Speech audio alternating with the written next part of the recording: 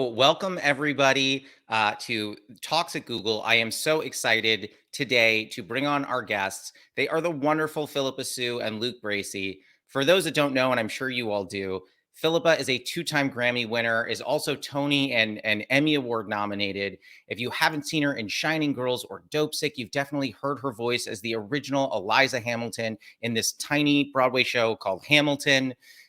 You probably almost certainly also know Luke. You've seen him in movies like G.I. Joe Retaliation, Hacksaw Ridge, and most recently the Oscar nominated Elvis.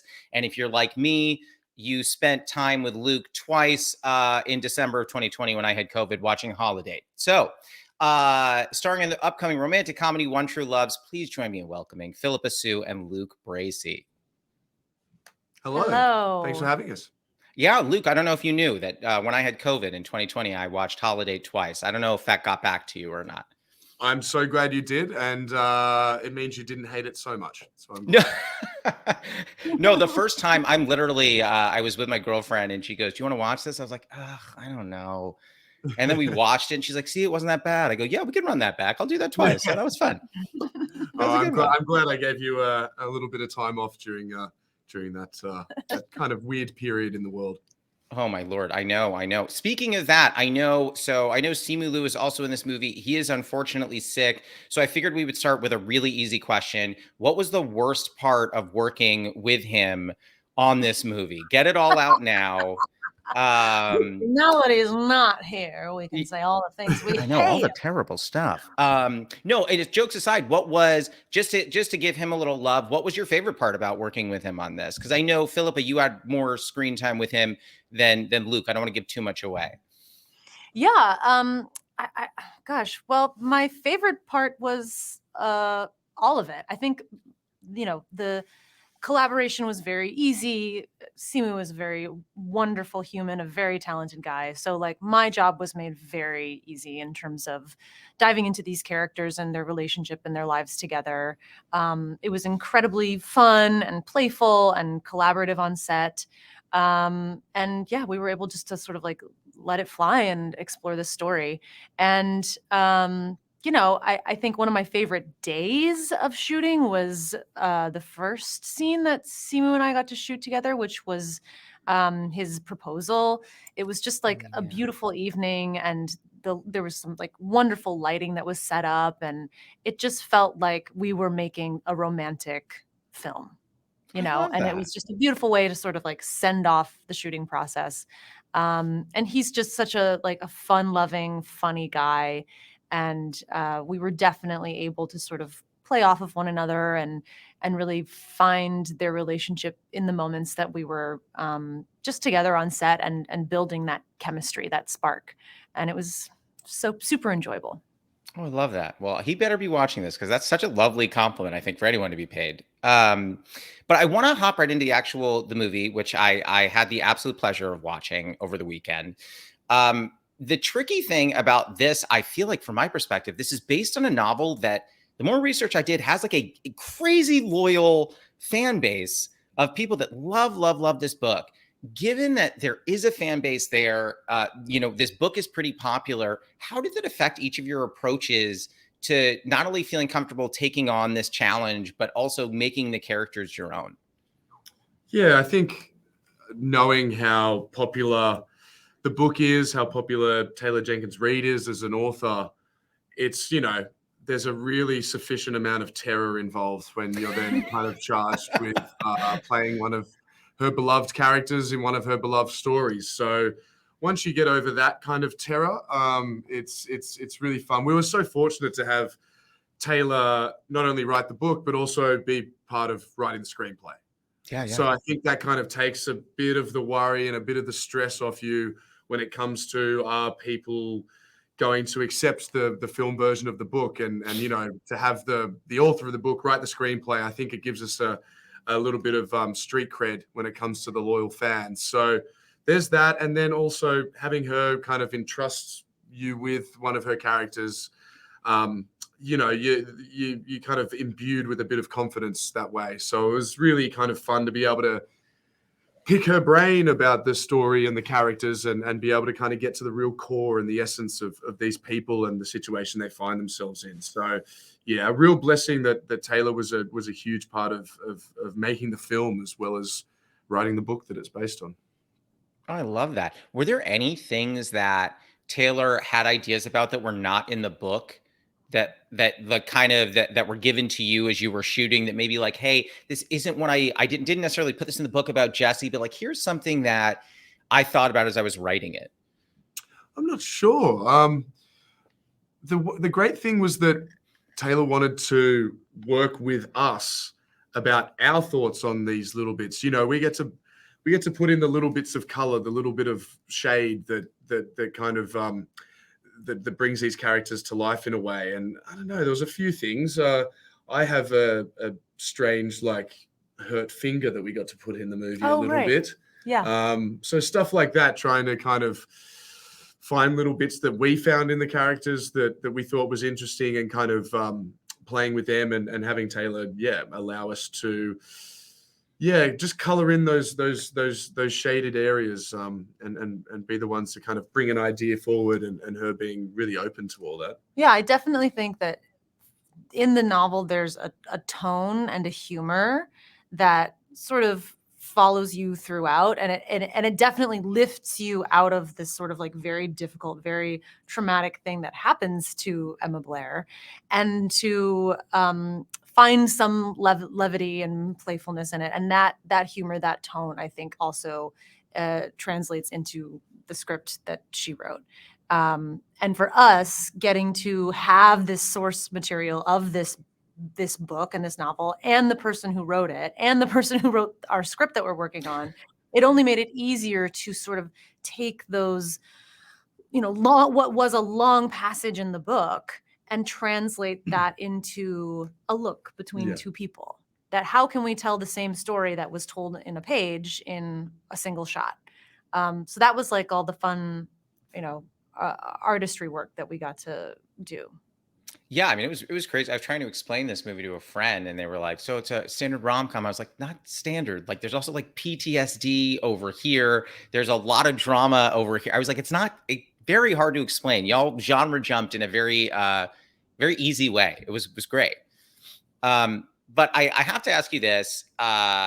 I would be remiss, Philip, if I didn't ask you this. So you've done incredible stage work. You were in, Natasha Pierre in The Great Comet of 1812. Oh, wow. You did this tiny, Bringing it back. you did a smaller show that a lot of people probably hadn't heard of called Hamilton. I know you did that for a second. No one, I don't, who knows? I only saw it twice. But I think given the packed schedule of a Broadway show, and knowing that, doing Into the Woods, you're still pretty regularly getting on stage. How do you balance going, keeping your love for Broadway and doing film and TV, knowing how that schedule works? Like, do you have to be much more selective in what you choose so you can still do both? I wouldn't say that I have to necessarily be selective in order to do both. I feel very lucky that the way the universe has worked for me is that I have had moments in my life where I've had an open period of time after a show has ended, and that's right where a television job has come up, or that has ended, and then well, here comes a play. And so I just feel very lucky that I've sort of had these incredible projects from different mediums come through. And what I love about doing both and having both in my life is that the things that I miss in one, I long for in the other, and it really helps me be present, because this job is really hard. It's like the most fun. Sure. We're having like a great time doing it, but like it's not easy. The hours aren't easy. You're traveling a lot, or if you're on a Broadway play schedule, you don't have weekends or nights or holidays ever, but you have your days free, and you can wake up at 10 a.m. if you want. When you're on a set and doing that, you have to get up sometimes at like 4 a.m. and that's terrible. 4 a.m. at night, at 4 a.m. in the morning, either way, either end, 4 a.m. is terrible, but you got to do it so that you can get those shots and make that day. So, but what I love about being on set is there is a sort of like tempo that is established, and a way of working that is just always the same. And I think I find a comfort in that. Like, I know that I will be on for this amount of time, we'll shoot the scene, and then it's over. Whereas a play, you're sort of building it and crafting it, and it's different every night. And if something goes wrong with your costume, you have to keep going. And when you're on set, you can say, "Oh, can we hold, please? You know, my button fell off," or whatever. So yeah, I'm grateful to have both. Yeah, that's all. I mean, listen, I've shouted "hold for plane" just to fix my shirt before, so I understand. Happens. Luke, for you specifically, I looked at some of the directors that you worked with, and I was so jealous because you've worked with a lot of cool people. And funny enough, one of the, you worked with people, for those that don't know, people from like Justine Bateman to Baz Luhrmann. I mean, you've done all sorts of different pieces of work with a lot of different directors. I actually saw Violet, by the way, Nice. which was a trip and a half. Yeah. Yeah, I watched it. I had to watch it a second time because I was just like, I think I missed a big chunk of that. But given that you've been with a lot of different directors, are there any big lessons that you've learned from any of those projects that you've started to kind of carry through as you move forward? Yeah, I think for me, I've been able to work with some really, really talented filmmakers and really great directors. As you say, Justine Bateman, Baz Luhrmann. I got to be directed by Mel Gibson, which was amazing as well. And I think they're all completely different people, but the one thing they have in common as directors is that they're all great leaders, right? And that's what makes a great director, is someone who can identify skills and talent inside of people, not just actors, but people that are in the costume department, people that are in the set deck department, people that are lighting department, people in the construction department. And the one thing that they do is they identify and allow people and help them do the best work they can do. And that's what a great director is. It's someone who can allow everyone involved in a making of a film bring their best work and do their best work at what they're really great at. And that's the lesson I've kind of learned from them. It's there's different ways to be a leader, but one of them is the theme is getting the best out of people and having them coming to work eager to give everything they've got for a job every day for the 14 hours or whatever you're on set for. And that's a long slog making a movie. So to keep that kind of that up is really impressive. And that's probably the one thing that really makes a director great is their leadership qualities, making sure that people feel valued, that people are doing a great job, that people are able to do a great job. They're given the opportunity to do their best work. And I think that's a real talent in itself. People like that, people like Baz, people like Justine, people like Mel, you'd run through a brick wall for them, and everyone involved in the whole movie would, because they'd be first through that wall if they had to do it as well. It's that classic leadership thing. You're going to do everything you can because they're doing everything they can. And that's probably the big lesson I've learned. And that's something I've tried to take into my role on a film set, is to come in there and be prepared and be ready and be excited and happy and stoked and remember how lucky we are to do this job, because we love this job and it's a lot of fun. It's a lot of hard work, but it's very rewarding. It's very fun. And those leadership qualities are things I really admire and things that I try to take on in my life and always on to the next job after that. I mean, I have to tell you, just hearing you describe how to be a good director, I'm like, you should direct something. I'm like, where's Luke on the directors? Let's go. It's a lot of work. It's so much work. And I don't know, I have, I don't know, maybe one day, but I am sufficiently filled with self-doubt. So yeah, if I get over that, maybe I'll be all right. I mean, I was going to say One True Love's 2. I don't know. 2 True Loves. That's what it's. Okay. I don't know how it took me so long. One True Loved? Yeah. There you go. I don't know. So you got it. Actually, I want to go kind of off what you just said, because the very last thing that you just slipped in there, I think is really important, especially for folks that are watching this who maybe have not yet achieve the kind of success that the two of you have. Luke, you have been in a boatload of wonderful, successful movies. Phillipa, you are Tony and Emmy nominated and a Grammy winner. Once the two of you hit the places that you are, do you no longer experience imposter syndrome? Do you kind of go like, okay, I've proven myself, I'm here, or do you still feel that sometimes going into projects? I wish I didn't feel like an imposter. I think it's just par for the course, right? Yeah, I mean, of course you feel because even if you have complete ownership and confidence in the thing that you made, there is a very vulnerable element, which is that gesture of giving it to your audience and saying, here's the missing component in all of this. I just made this thing for you and put my blood, sweat, and tears into it. And now I have to actually give it away to some complete stranger who has their own opinions and their own, experiences that they are bringing to witnessing this thing that I've just made. And I have no control over that. So I think I think imposter syndrome is just a way for us to like protect ourselves in those very vulnerable moments when we give something away, like something that we've made, like a piece of art, to like prepare yourself for the worst case scenario. That people are going to find you out and find out that you are a piece of, poo and you're so bad at your job. Good edit there. Good edit. I think another thing with imposter syndrome is, for me, it just makes me work harder. It makes me cross my T's and dot my I's. I'm just like, I've got to do everything I can and work as hard as I can to do the best job I can, because I don't know what I'm doing and everyone's going to find that out pretty soon. And oh God, okay, I just have to work really hard and make sure that I've given it everything, so that I, at least can fall back and say that I tried really, really hard. And that that if anyone hates it, it's probably because I'm useless. You know what I mean? But it's not because I didn't work hard.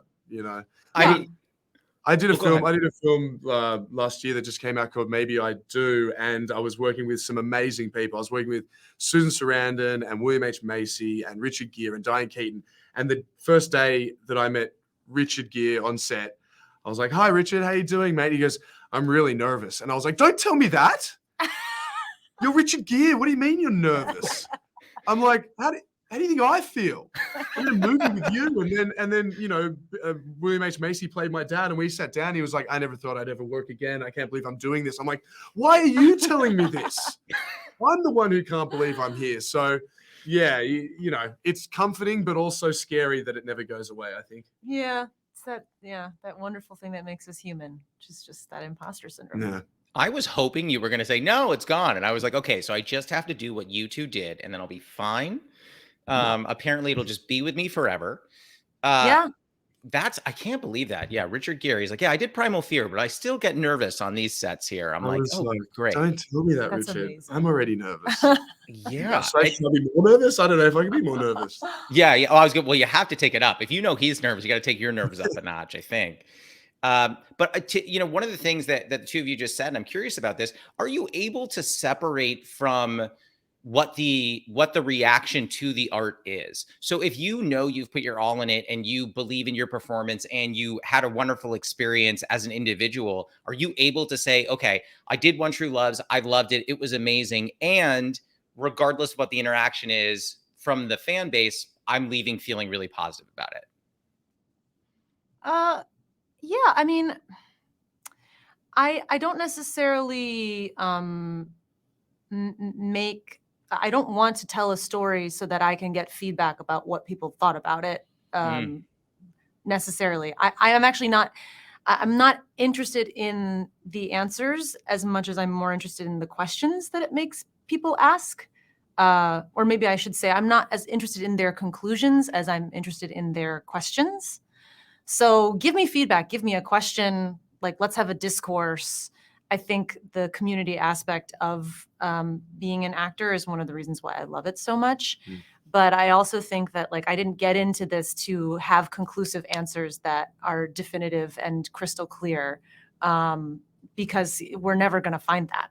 You know, it's literally an impossible thing to do. So I feel like there's an element of engagement that I would like to do, because I feel like it is the missing element is your audience and you want to engage that. And also you have to protect yourself as an artist. and make sure that you are creating boundaries for yourself where you don't necessarily engage to the point where you feel like you're what's the word, like you're stuck, like you're in a rut because you're afraid of displeasing people or making the wrong decision or doing something in a way that they didn't like or they thought that you should have done differently. Like that's just not a healthy way to go into making things. So Sure. it's a little bit of a balance. Yeah, I get that. I literally, I mean, I'm at a point in my life with, in my relationship, sometimes I'll do something. My girlfriend will be like, I didn't love that. I'll go, oh, I wasn't soliciting feedback right now. I so appreciate it though. You two don't really have that luxury. I'm just like, we're good. Nope, we're just gonna. Whoop. But moving on from there. So Luke, you've done a bunch of different movies, but the two genres that I see you crush more than anything are action movies and rom-coms. Those, I think you do a lot of different things, and you are an incredibly talented actor. But those two, I see you pop up in a bunch. Is there something that attracts you, drives you toward those roles? Do those feel a little more in your pocket, in your wheelhouse, or is it just kind of coincidence that you happen to kind of show up in a lot more of those rugged action man / rugged handsome man kind of roles? It's a bit of happenstance, I think, like a bit of luck. I think when you're first starting out, at least for me, you're just trying to get any job you can. Yeah. You go into auditions and you got a job, fantastic, I'm doing it, and then Sure. and then you kind of, they build up, and I was really fortunate that I kind of got one of them and then got another one that was different and then got up to this kind of stage in my career now where I can be a little more discerning when it comes to the stuff I do. But yeah, I think they both inform each other. I don't know. I find them fun. I like all different kinds of movies. So for me, I want to make different kinds of movies. One thing I'm always kind of heartened by is that every film in the world ever made is someone's favorite movie. And that's a real comforting kind of thing, right? That I'm out there to try and entertain people. That's my job. It's to give something away. And, I don't own the movies. I don't own my roles. I don't own the characters. The audience does, and the people that watch them own them. And my job is to just give them to them, kind of thing. So that's always a really comforting thing to fall back on. And people want different movies. So if I can make different kinds of movies and play different kinds of characters and learn as an actor and learn as a storyteller, that's what I get out of it. I always really, what I gain from working is the preparation and the shooting of it and learning as much as I can about telling stories and creating characters and being able to give something away. So once I finish the job, once they say wrap, I kind of don't have, it's not mine. I don't own it anymore. I kind of give it away, but I take everything I've learned on that and try and take it to the next one. And I find that doing the action ones and the drama-y ones, they really inform the ones that have got more humor in them, and the ones with the humor and the ones with the love really inform the other ones that are maybe more actiony and more heavy. They really complement each other. I think you can't have one without the other. So yeah, I have fun kind of making all the different ones, and if I can keep doing that, I think I'll be really happy. I love that. I'll let everyone know. I'm connected with all of Hollywood, and I'm gonna just let them know you want to do all the things. I need all the help I can get, so I appreciate that. Listen, I am of zero help, but I will definitely try. Listen. My mom thinks that she knows a lot of stuff, so I'll let her know, and she'll be like, "I'll talk to people. Luke's great." Phillipa, I wanted to talk to you about the challenges of being in love within the context of your character with two different people. When I watched this movie, the thing that I found really interesting is that your character has two very, and I don't think this is spoiling anything, but two very believable, loving relationships with two different people. And I don't say different in terms of just two different people as individuals, but two different people completely from a personality set perspective, two completely different types of people. What was it like for you as you came into this, creating two uniquely different relationships for your character? And how did you approach each one differently, both with characters and with Luke and Simu? Well, I was very fortunate that both of my co-stars, Luke and Simu, were incredibly wonderful, kind, warm, collaborative human beings and incredibly talented people. So I lucked out, and it was very easy. But also, we were able to do a lot of work and a lot of prep before we got to set, and have a lot of like interesting conversations about together, like all on a Zoom, like hearing each other's feedback and perspectives on like what Jesse and Emma's relationship was, as opposed to Jesse and Sam's relationship. Well, that's a different movie, as opposed to Sam and Emma's relationship. Like getting to hear it from everyone, and have our director and our writers with us on those calls really, I think, like gave us an idea like how to structure this thing as a whole, so that when we got to it on the day and we're really focusing on these very small, intimate moments, it really became about, we could go into the room knowing that we could just find this connection, knowing that we had done all of that sort of heavy lifting, like dramaturgical work before we got there. And I think just for Emma's journey, the core, like the anchor of her journey, was this horrible trauma that happened in the middle of her, big love of her life. He's all of a sudden gone, dead to her, basically. And she's devastated. And that was a huge turning point in her, just her character as who she is, how she goes through the world, what her needs and wants are.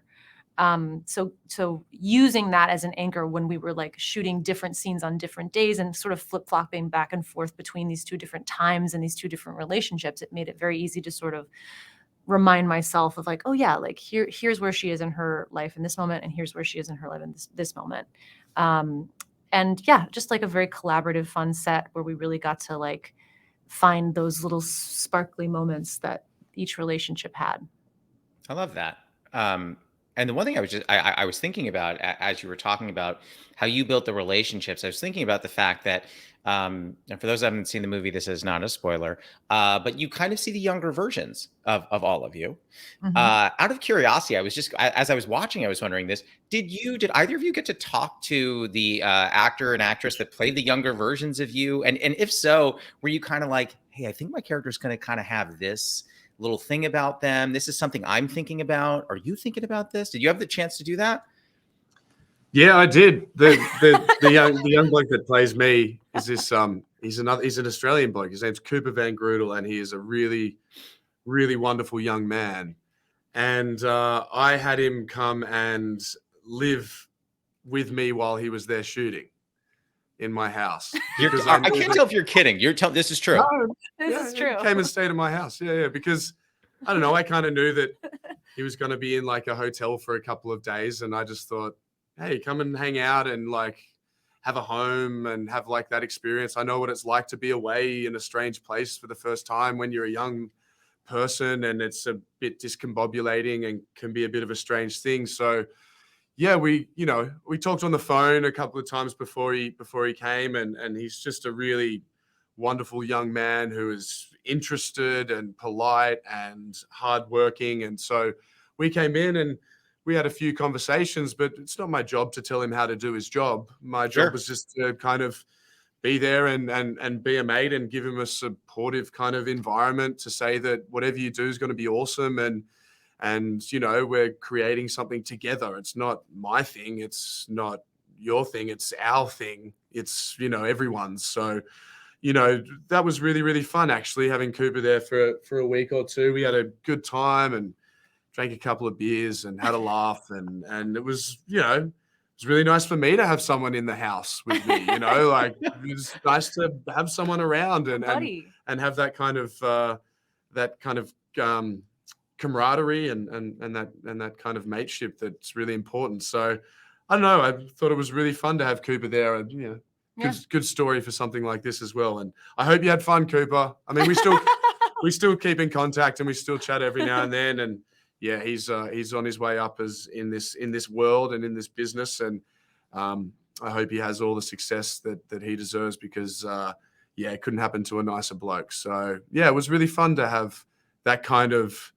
collaboration, not necessarily talking about the nuts and bolts of the character and that. It's more just about kind of life and finding the common ground and the things we enjoy about life, and that kind of informs a character, I think, more than really the minutiae of the kind of filming and all that. We kind of just talked about how we saw the world that he was existing in, and yeah, so I had a really good time with Cooper, and yeah, g'day, mate, if you're listening. Give you a buzz soon, mate. Hope you will. Well, I think there's probably no better note to end on than that. Luke, Phillipa, thank you so much for joining me. And for those watching, go watch One True Loves. It was an absolute blast, and these two were phenomenal in it.